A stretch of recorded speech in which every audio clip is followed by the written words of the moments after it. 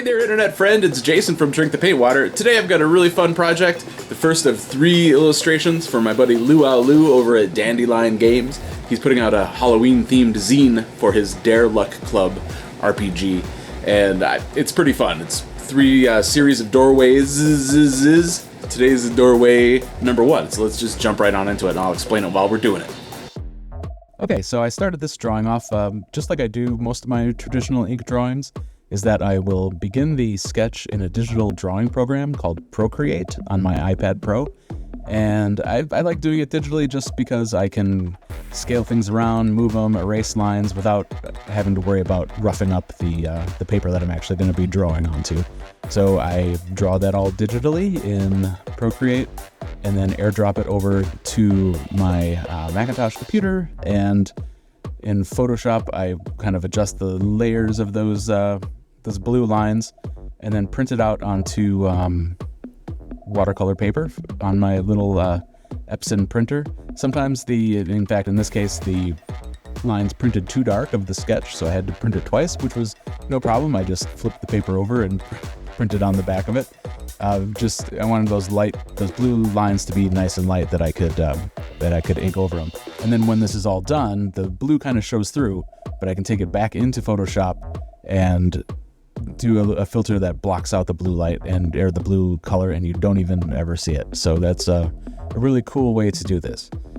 So for the inking, I am using Dr. P.H. Martin's Black India ink. I really enjoy that. It's been around forever. It is color fast and light. You know, it holds its contrast in the light. If you put water over it after it dries, it's waterproof. It won't kind of reactivate. And then as you can see here, it gets a really nice ink wash tone. But it's basically, I'm just adding a tiny little bit of ink to a whole bunch of water there on the palette, and we can get these nice gray tones.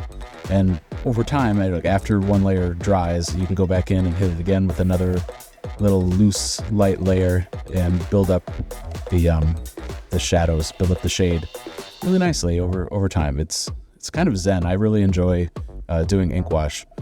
When Lou asked about this commission, he wanted just a fast sketch, basically just something real sketchy, not finished artwork at all, that he could put into his new Halloween-themed zine. Say that 5 times fast.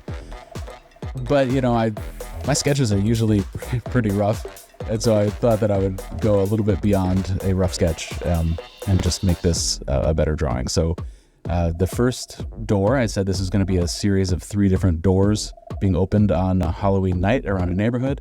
The first door, he wanted just a regular person, nothing weird about him, nothing at all, just someone who would be answering a door on Halloween. So I got this nice lady in a wheelchair here. I thought it would be good for representation, to have somebody in a wheelchair. But I didn't want to draw a wheelchair from memory, so I went to a website called Pexels, P-E-X-E-L-S, and downloaded a picture of a lady in a wheelchair to use as photo reference. Well, in the immortal words of Dirty Harry Callahan, the man's gotta know his limitations. And I've got to be honest, this lady's face is jank. I wanted her to look friendly and surprised at the trick-or-treaters, and she just looks scary. Like, her face is a horror show. It's Halloween, but not what I intended.